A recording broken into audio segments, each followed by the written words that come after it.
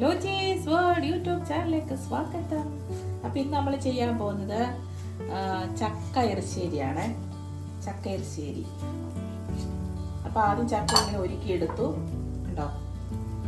ഒരുക്കിയെടുത്തു. എന്നിട്ട് ഇങ്ങനെ അരിയുക, ഇങ്ങനെ അരിയുക.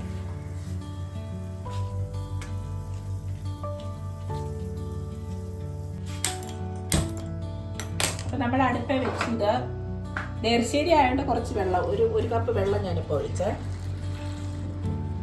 ഇച്ചിരി ഒരു 1.5 കപ്പ് വെള്ളം ഒഴിച്ചു. എറിശ്ശേരി അല്ലേ, കുറച്ച് വെള്ളം വേണം. നമുക്ക് കുക്കറിലും വെക്കാം. പിന്നെ എനിക്ക് ഇത്തിരി കുഴഞ്ഞു പോകുന്ന ഇഷ്ടം, ഒത്തിരി വെന്ത് പോകുന്ന ഇഷ്ടമല്ല, അവിടെ ഞാൻ ഈ പാനിൽ വെച്ചു. ഓക്കെ, അപ്പോൾ ഒരു സമയം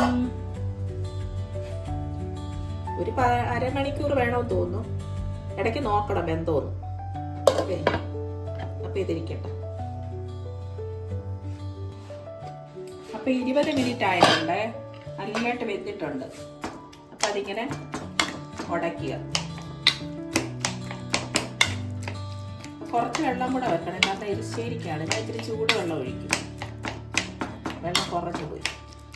ചതച്ച് വെച്ചിരിക്കുന്ന മുളക്, ഒരു അല്ലി വെളുത്തുള്ളി, ഒരു പിഞ്ച് ജീരകം, അതുപോലെ പച്ചമുളക്, തേങ്ങ ചതച്ച് വെച്ചിരിക്കുന്നതാണ്.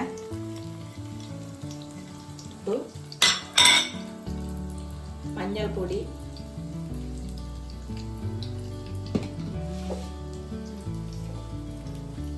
ഉപ്പ്. ഞാൻ റോക്ക് സാൾട്ടാണ് ഉപയോഗിക്കുന്നത്. അപ്പം ഇതിനകത്ത് വെള്ളം, നമ്മുടെ എരിശ്ശേരിയല്ലേ വെക്കുന്നേ, അപ്പം അതുകൊണ്ട് കുറച്ച് തിളച്ച വെള്ളം.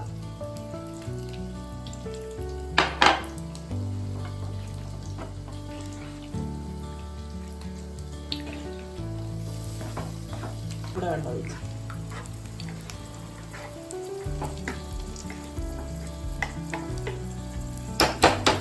അപ്പം അതിന് കടു വറക്കാനുള്ളത് വെളിച്ചെണ്ണയാണ്. ആഡംസ് കോക്കനട്ട് ഓയിൽ, കണ്ടോ? ഇത് ലുലുന്ന് ലൈവായിട്ട് അവർ എടുത്തു തരുന്നതാണ്, നല്ല ഓയിലാണ്. അപ്പം കടു വറക്കുക. മുളക്, ഉള്ളി, കടുകെല്ലാം ഇട്ടു, കറിവേപ്പില,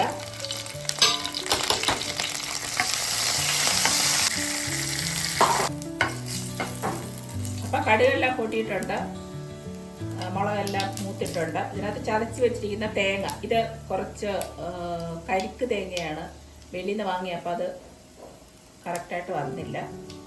അപ്പം ഇതൊന്ന് മൂപ്പിച്ചെടുക്കുക. ഇത് കരിക്ക് തേങ്ങയായിട്ടാണ് ഇങ്ങനെ കുഴഞ്ഞു പോകുന്നത്. മറ്റേ നല്ല തേങ്ങയാണെങ്കിൽ ഇങ്ങനെ കുഴഞ്ഞു പോകുന്നില്ല.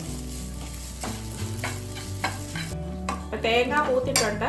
കുറച്ച് മുളക് പൊടി, ശകലം കൂടി. മുളക് പൊടിയും ഇടുമ്പോഴത്തേനും ഇച്ചിരി ചുവപ്പ് കളർ മൂത്തിട്ടുണ്ട്. കുറച്ച് മുളക് പൊടി ഇട്ടിട്ടുണ്ട്. അപ്പം നമ്മൾ ഈ കറിക്കകത്തോട്ട് ഇടാൻ പോകണേ.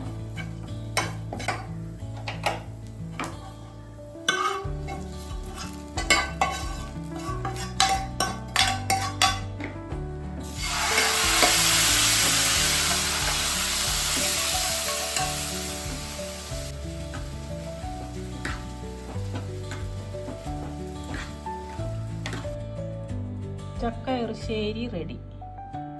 ഇവിടെ നല്ല ആവി പറക്കുന്ന ചക്ക എറിശ്ശേരി.